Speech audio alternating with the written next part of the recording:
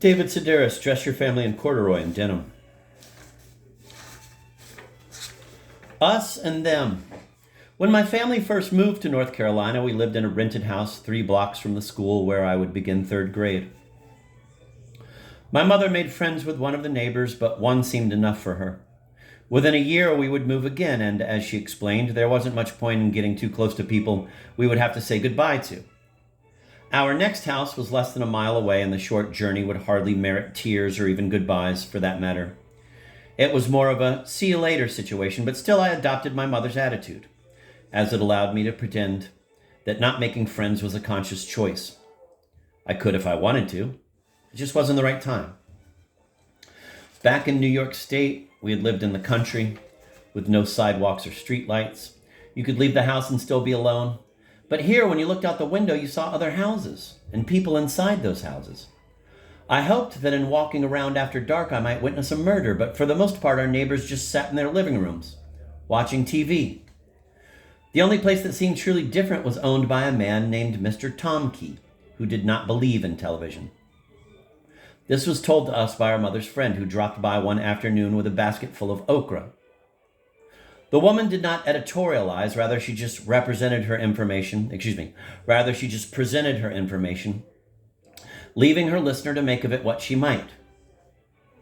Had my mother said, "That's the craziest thing I've ever heard in my life," I assume that the friend would have agreed, and had she said, "3 cheers for Mr. Tomkey," the friend likely would have agreed as well. It was a kind of test, as was the okra. To say that you did not believe in television was different from saying that you did not care for it. Belief implied that television had a master plan and that you were against it. It also suggested that you thought too much. When my mother reported that Mr. Tomkey did not believe in television, my father said, "Well, good for him. I don't know that I believe in it either." "That's exactly how I feel," my mother said. And then my parents watched the news and whatever came on after the news. Word spread that Mr. Tomkey did not own a television, and you began hearing that while this was all very well and good, it was unfair of him to inflict his beliefs upon others, specifically his innocent wife and children. It was speculated that just as the blind man develops a keener sense of hearing, the family must somehow compensate for their loss. "Maybe they read," my mother's friend said. "Maybe they listen to the radio. But you can bet your boots they're doing something." I wanted to know what this something was, and so I began peering through the Tomkeys' windows. During the day, I'd stand across the street from their house, acting as though I were waiting for someone. And at night, when the view was better and I had less chance of being discovered, I would creep into their yard and hide in the bushes beside their fence. Because they had no TV, the Tomkeys were forced to talk during dinner. They had no idea how puny their lives were, and so they were not ashamed that a camera would have found them uninteresting.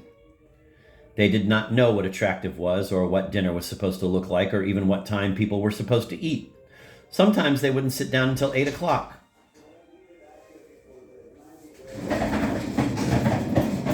Thank you.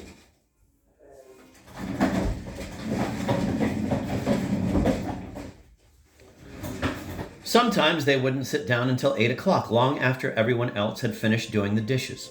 During the meal, Mr. Tomkey would occasionally pound the table and point at his children with a fork. But the moment he finished, everyone would start laughing. I got the idea that he was imitating someone else, and wondered if he spied on us while we were eating. When fall arrived and school began, I saw the Tomkey children marching up the hill with paper sacks in their hands. The son was 1 grade lower than me, and the daughter was 1 grade higher. We never spoke, but I'd pass them in the halls from time to time and attempt to view the world through their eyes. What must it be like to be so ignorant and alone? Could a normal person even imagine it? Staring at an Elmer Fudd lunchbox, I tried to divorce myself from everything I already knew. Elmer's inability to pronounce the letter R, his constant pursuit of an intelligent and considerably more famous rabbit. I tried to think of him as just a drawing, but it was impossible to separate him from his celebrity. One day in class, a boy named William began to write the wrong answer on the blackboard, and our teacher flailed her arm, saying, "Warning, Will, danger, danger." Her voice was synthetic and void of emotion, and we laughed, knowing that she was imitating the robot in a weekly show about a family who lived in outer space. The Tomkeys, though, would have thought she was having a heart attack. It occurred to me that they needed a guide, someone who could accompany them through the course of an average day and point out all the things they were unable to understand. I could have done it on weekends, but friendship would have taken away their mystery and interfered with the good feeling I got from pitying them, so I kept my distance. In early October, the Tomkeys bought a boat, and everyone seemed greatly relieved, especially my mother's friend, who noted that the motor was definitely secondhand. It was reported that Mr. Tomkey's father-in-law owned a house on the lake and had invited the family to use it whenever they liked. This explained why they were gone all weekend, but it did not make their absences any easier to bear. I felt as if my favorite show had been canceled. Halloween fell on a Saturday that year, and by the time my mother took us to the store, all the good costumes were gone. My sisters dressed as witches, and I went as a hobo. I'd looked forward to going in disguise to the Tomkeys' door, but they were off at the lake, and their house was dark. Before leaving, they had left a coffee can full of gumdrops on the front porch, alongside a sign reading, "Don't be greedy." In terms of Halloween candy, individual gumdrops were just about as low as you could get. This was evidenced by the large number of them floating in an adjacent dog bowl. It was disgusting to think that this was what a gumdrop might look like in your stomach, and it was insulting to be told not to take too much of something you didn't really want in the first place. "Who do these Tomkeys think they are?" my sister Lisa said. The night after Halloween, we were sitting around watching TV when the doorbell rang. Visitors were infrequent at our house, so while my father stayed behind, my mother, sisters, and I ran downstairs in a group, opening the door to discover the entire Tomkey family on our front stoop. The parents looked as they always had, but the son and daughter were dressed in costumes. She is a ballerina, and he is some kind of a rodent, with terry cloth ears and a tail made from what looked to be an extension cord. It seemed they had spent the previous evening isolated at the lake and had missed the opportunity to observe Halloween. "So, I guess we're trick-or-treating now, if that's okay," Mr. Tomkey said. I attributed their behavior to the fact that they didn't have a TV, but television didn't teach you everything. Asking for candy on Halloween was called trick-or-treating, but asking for candy on November 1st was called begging, and it made people uncomfortable. This was one of the things you were supposed to learn simply by being alive, and it angered me that the Tomkeys did not understand it. "Why, of course it's not too late," my mother said. "Kids, why don't you run and get the candy?" "But the candy is gone," my sister Gretchen said. "You gave it away last night." "Not that candy," my mother said. "The other candy. Why don't you run and go get it?" "You mean our candy?" Lisa said. "The candy that we earned?" This was exactly what our mother was talking about, but she didn't want to say this in front of the Tomkeys. In order to spare their feelings, she wanted them to believe that we always kept a bucket of candy lying around the house, just waiting for someone to knock on the door and ask for it. "Go on now," she said. "Hurry up." My room was situated right off the foyer, and if the Tomkeys had looked in that direction, they could have seen my bed and the brown paper bag marked, "My candy, keep out." I didn't want them to know how much I had, and so I went into my room and shut the door behind me. Then I closed the curtains and emptied my bag onto the bed, searching for whatever was the crummiest. All my life, chocolate has made me ill. I don't know if I'm allergic or what, but even the smallest amount leaves me with a blinding headache. Eventually, I learned to stay away from it, but as a child, I refused to be left out. The brownies were eaten, and when the pounding began, I would blame the grape juice or my mother's cigarette smoke or the tightness of my glasses. Anything but the chocolate. My candy bars were poisoned, but they were brand name, and so I put them in pile number 1, which definitely would not go to the Tomkeys. Out in the hallway, I could hear my mother straining for something to talk about. "A boat," she said. "That sounds marvelous. Can you just drive it right into the water?" "Actually, we have a trailer," Mr. Tomkey said. "So what we do is back it into the lake." "Oh, a trailer. What kind is it?" "Well, it's a boat trailer," Mr. Tomkey said. "Right, but is it wooden or..." I guess what I'm asking you is what style trailer do you have?" Behind my mother's words were 2 messages.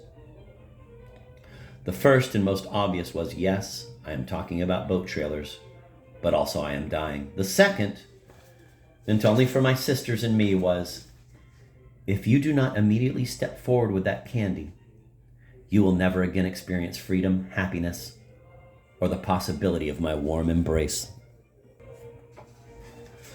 I knew that it was just a matter of time before she came into my room and started collecting the candy herself, grabbing indiscriminately with no regard to my rating system.